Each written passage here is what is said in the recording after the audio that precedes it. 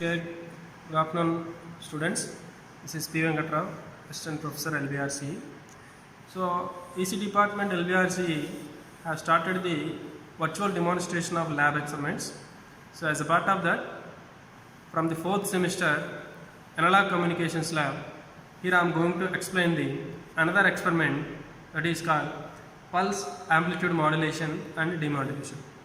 So, in this demo lecture, I am going to explain what is a pulse amplitude modulation and how it is different from amplitude modulation and why it is used and where it is used, and also I will explain what are the circuit connections and how to observe the waveforms and also the demodulation process. Okay, so here before going to start this is very simple experiment.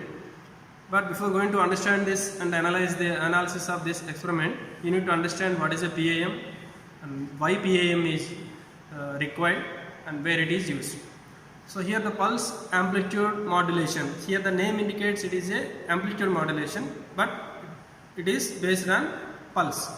That means if you understand about amplitude modulation, in that message signal and carrier signal both are sinusoidal waveforms. That means carrier signal is also a sinusoidal waveform. But if we replace the carrier signal with pulse waveform instead of sinusoidal waveform, then simply it becomes pulse amplitude modulation. That means in place of a sinusoidal carrier signal, here we have a clock signal or a simply square wave signal. Okay, so or a pulse signal. So just by replacing that, you can able to generate the pulse amplitude modulation. But how, why it is necessary and why it is used? This pulse amplitude modulation is also called as sample and hold circuit, or generally called as practical sampler circuit. So generally we have an analog to digital converter. In that, first the analog signal need to be converted into sampled signal and then quantized and then converted into digital. So for the purpose of applying a sampling or a sampling circuit or a sampling operation, this pulse amplitude modulation is required. So the pulse amplitude modulated output is nothing but a sample and hold circuit output or sampler output. That means where the pulse is there at that particular instant of time, the output will be obtained as a sampler output. Okay, so all these things we will see in the experiment. Okay, coming to the circuit connections. So here first we need to connect external adapter, power supply adapter, which is having 808 rating, which is a transformer, standard of transformer rating. The same rating you must maintain while connecting to the power supply. So switch on the power supply. So here in this kit we have 4 different parts. The first part is signal source. The signal source is nothing but audio frequency source, which is nothing but a message signal, and this second part is nothing but a carrier signal. Here in carrier signal, in place of a sinusoidal, here we have a pulse signal. That is the main difference between AM and PM. So clearly look at this, it is a synchronous clock generator which generates the pulse signal or clock signal. Okay, it is having 8 kHz and this is 1 kHz. So always we know that carrier frequency is high when compared to message signal frequency. So simply applying message signal and carrier signal to the PAM modulator. So in this PAM modulator, it will sample and hold the signal. Finally it will produce sample and hold circuit output or PAM output here. After that we can observe demodulation also by using this demodulator part. So connect this output to the input of the demodulator and observe the final demodulated signal, which is similar to the message signal. Now coming to the connections. So first all of observe the message signal. This is what the message signal,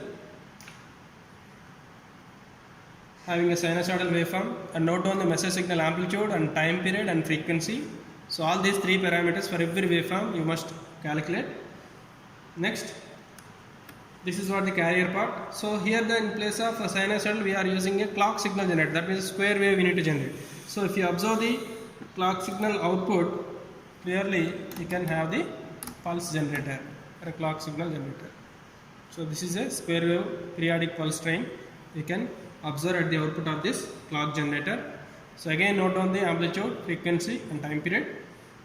Of course the frequency is fixed here, cannot change this frequency. Now connect this message signal and carrier signal or a clock signal to the another input of the modulator, and then if you observe the output of the PAM modulator and if you adjust this hold button, then you can clearly observe the PAM output. Just hold this, hold and observe.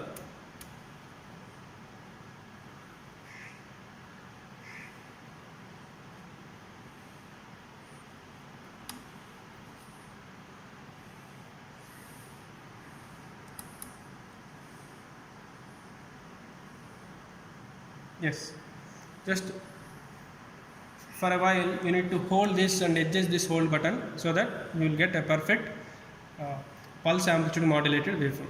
Here the pulse amplitude modulation is similar to amplitude modulation. That means the carrier amplitude is increased and decreased according to the message signal amplitude. So here the carrier is nothing but a pulse signal. So the pulse signal amplitude is increased and decreased like this. So you can clearly observe inside this there are vertical lines, that is the pulses. So the pulse signal amplitude, the pulse amplitude is increasing and decreasing, increasing and decreasing depending on the amplitude of the message signal. So this is what the pulse amplitude modulation, which is also called as sample and hold circuit. So simply you can observe the demodulation also. So connect this output of the modulator to the input of the demodulation and observe the demodulated output. So that is directly the perfect sine wave. So this is the demodulated wave. So this demodulated wave must be same as the message signal in terms of frequency, may not be in terms of amplitude. So the amplitude may differ, but the frequency of the demodulated signal and the message signal must be same. You need to verify that whether it is same 1 kHz signal or not. So this is the way of generating pulse amplitude modulation and demodulation by using this kit. So what is the advantage of this analysis is you need to understand the sampler circuit and sample and hold circuit while you are using the analog digital converter circuits or any projects related to that. This is the must and should knowledge you need to gain before understanding the analog to digital converter circuits. Okay, thank you.